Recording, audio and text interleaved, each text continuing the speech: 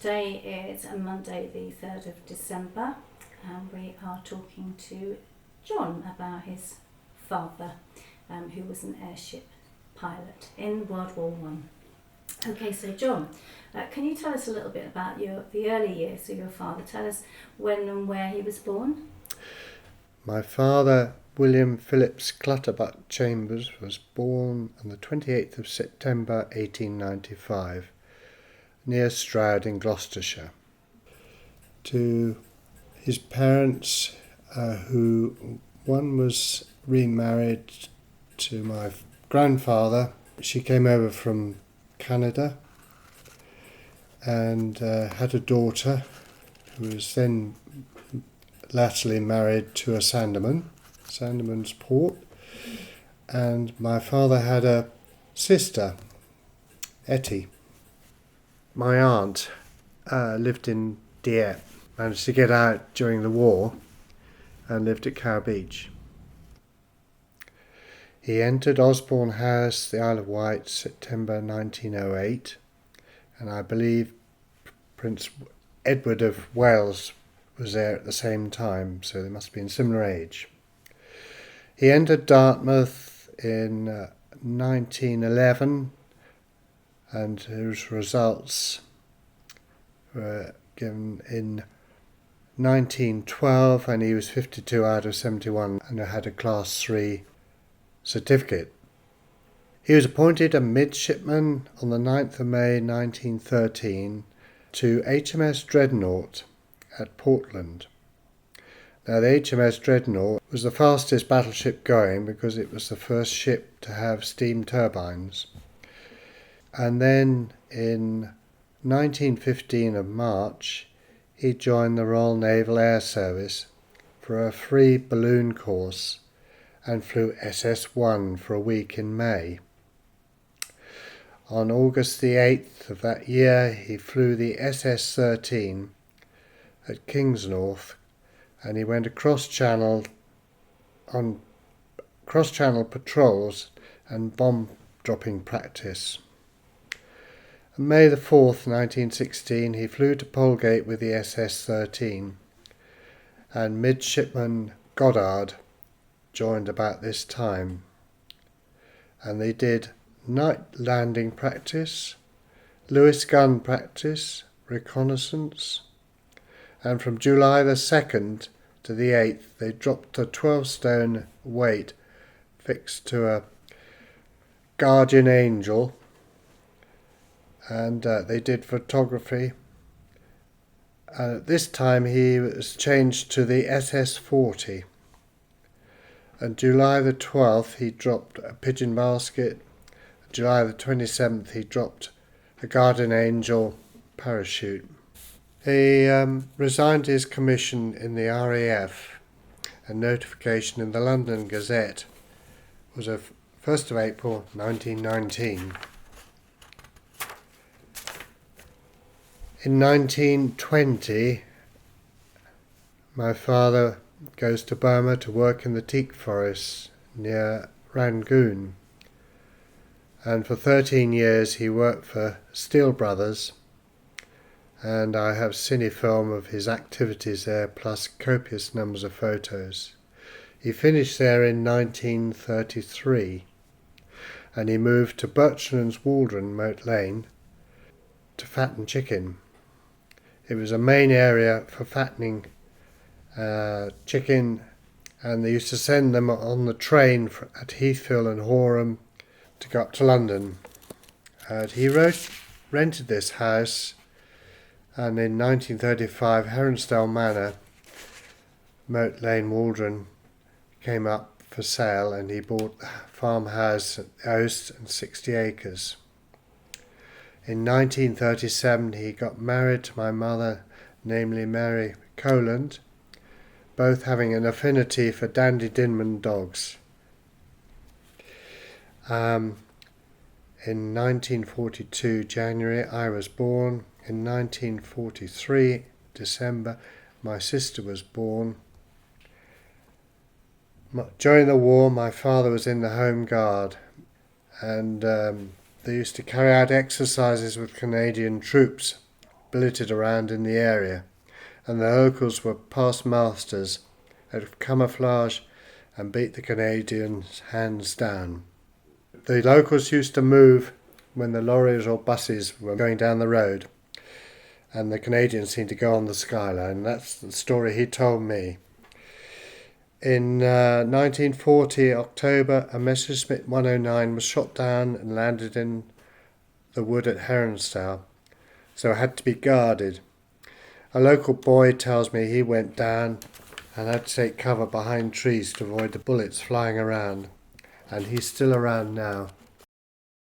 August the 8th, he flew the SS-13 at Kingsnorth, and cross-channel patrols and bomb-dropping practice were carried out. May the 4th, 1916, he flew to Polegate with the SS-13, and Midshipman Goddard joined about this time. Yeah, he knew him, and I've even got the toasting fork that he gave my parents for their wedding, which was in 1937. My father was billeted in the one at Tea Gardens, and his memory was having strawberries and cream for breakfast. From July the 2nd on the SS-40, they dropped a 12-stone weight fixed to the Guardian Angel. An oil pipe broke 7 miles from Hythe. Free balloon to north of Grenay, effected a temporary repair and landed at Maguire-Pitent, Maguires to Boubay. Oil pipe again broke. And then we had another trial flight and a night flight to headquarters RFC. And then they did a trial flight with a new envelope. Proceeded to drop Second Lieutenant Robbins with a parachute, but landed owing to a broken oil pipe. Dropped Lieutenant Robbins with a GA parachute from 1,600 feet, and secondly an engine trial. August 16th in the SS-14 returned with engine trouble, and the 17th a night flight, and the 21st and 22nd did reconnaissance and return owing to bad visibility. 1917, January the 29th, he was on a trial flight. Ship became very heavy, lost control and crashed. And he was up at 800 feet then. Reading that book, it was pretty hairy actually. And reading all those stories of some of his mates in the beginning, it made me tingle a bit, as you say. I think he learnt to be calm. And he was a fairly calm character unless something upset him. Sure. Having to go out to India and work in the teak forest was pretty hairy, with elephants and everything. He had guts to do it, that's all I know. And to fly the black ship across to the Somme on his own at night was pretty, and arrive at the right place was pretty daring, I would have thought. Especially when they had to dig down to get it in the hangar. The black ship was the SS-14 was an ordinary airship which they enlarged so they could go up higher to say 13,000 feet, so that the British troops wouldn't shoot at the balloons, the air balloons or blimps, during the war in the trenches in France. And what happened, the Germans were told not to shoot at any air balloon because they'd shot several Zeppelins down. And that was the reason for going up higher. And basically it was training to send spies in across the lines during the war. I got this thing about the black ship from Goddard. And that's how I first knew. And Father was corresponding just before he died, unfortunately. And the same with, he wrote to my father, and I've got correspondence to my father from him. Is that information in the logbook? No, it's all highly secret. Okay. Yeah, they weren't allowed, if you read there, it says they're not allowed to say anything about it. So much so that he wouldn't allow Goddard to go out with him because he was afraid, he might be killed. And Goddard was quite upset about it.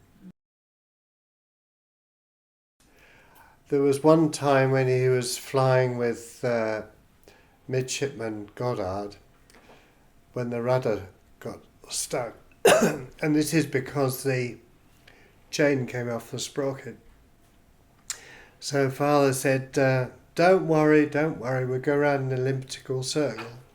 And I think the story was that when they got to a certain spot, they'd go fast, and then when they wanted to turn round, they would go slowly.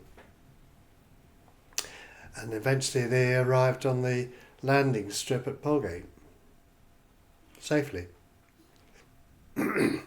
Yeah, Father got the standard medals at the end of the war, the Pipsqueak and Wilfrid. He was mentioned in dispatches, but never got another medal for his bravery going over to the Somme.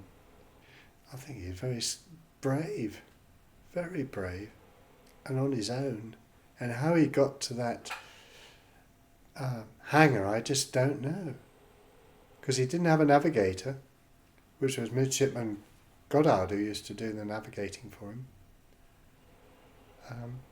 And to land and say they couldn't get it in the hangar and you have to dig all night, I mean, it beggars belief, to be honest. Do you feel proud of your father? Very. Yeah. Well, I never knew what he got up to, and if I'd known, he might have said more. But, they climbed up over the First War, didn't they? And it was quite frightening what they got up to. Brave.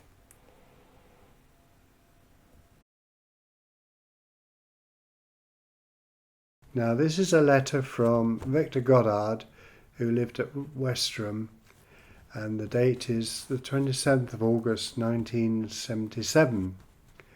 It is nice after all these years to have a real excuse to writing to you.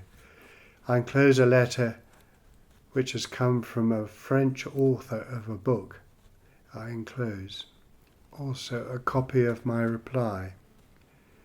I had not intended in the first place to write any account of our adventure, but in the end, as you will see, I did not keep to that intention. I am, however, unsure about the accuracy of the information. For instance, I remember that I did fly back to England in that ship on 2 occasions, but I don't recall for certain whether one of those occasions was to get the ship enlarged. Anyway, I think you collected the ship with an extra gore had been put into the top of the envelope. I do remember that you were excessively considerate towards me in doing nearly all the flying yourself. I suppose you feared that the ship might be brought down in flames on your very next flight, and you were not willing to commit me to being burnt alive. That was very decent of you. I don't think I ever thanked you properly. Indeed, at that time, I felt that I was not pulling my weight, and you were excessively presumptuous, that you could not do the job better than I. That was very narrow-minded of me and singularly ungrateful. Please accept this very belated recognition of your kindness. Had we both known that the Germans, having had 5 of their own Zeppelins shot down by their own guns, had issued the very stringent instructions against the attacking of any airship of whatever nationality, lest it could be one of their own ships. We were much more secure on their side of the lines than we were on our own side. You will remember that after recrossing the lines, the rule was to come down to the lowest height possible and return at very slow speed with engines throttled back and singing loudly songs that would only be sung by men of the BEF.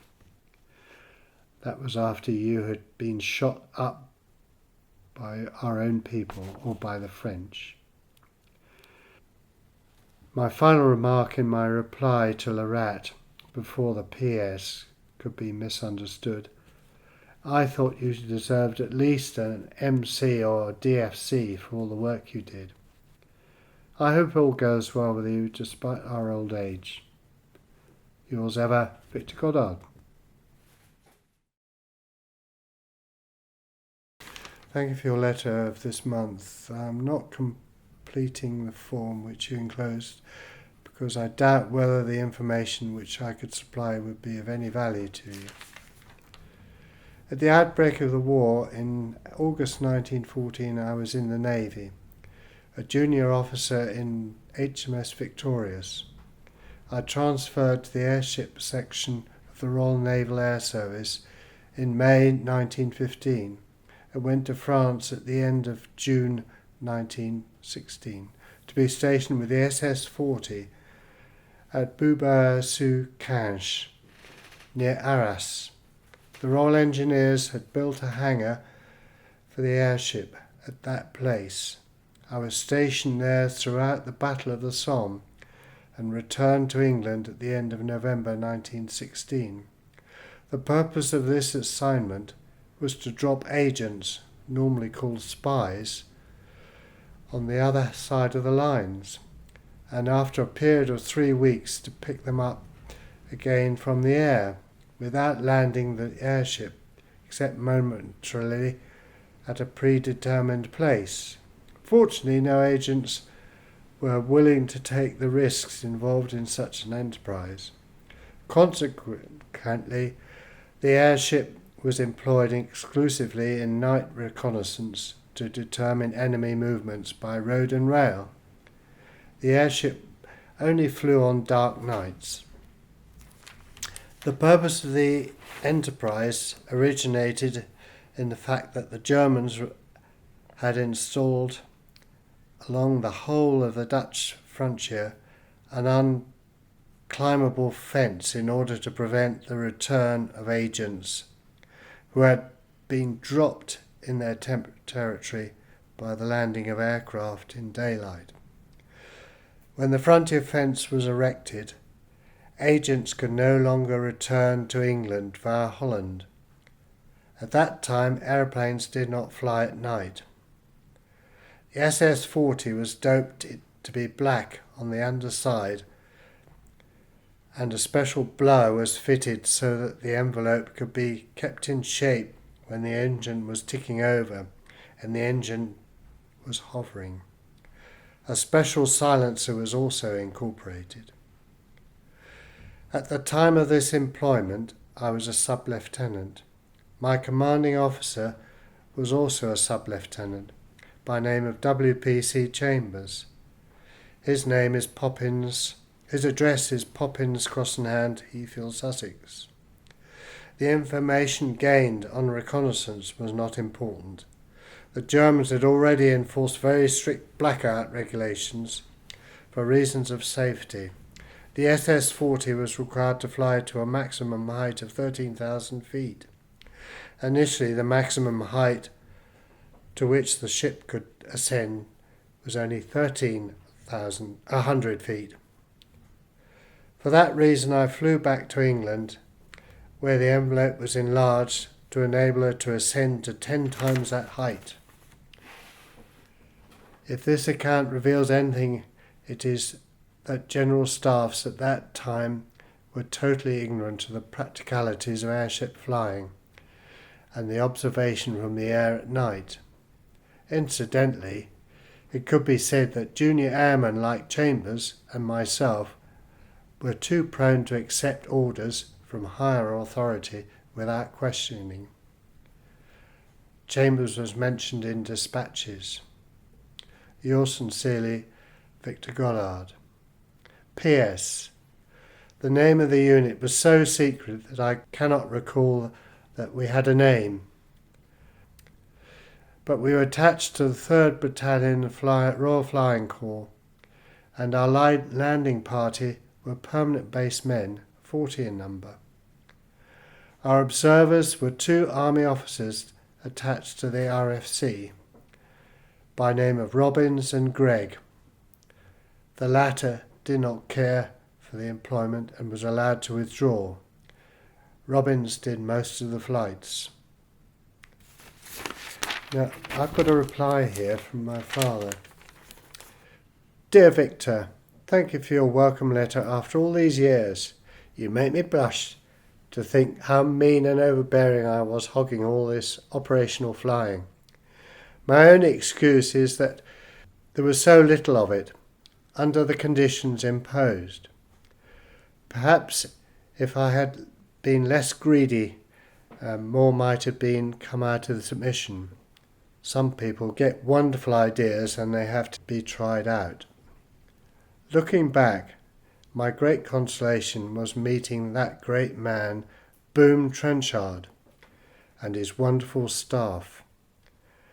Also, it emphasised the severe limitations of lighter-than-air machines.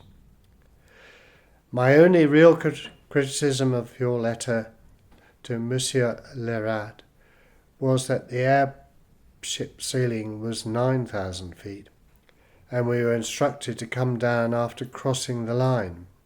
The main problem was one of speed at these heights, the westerlies just about equaling our massive speed of 45 knots.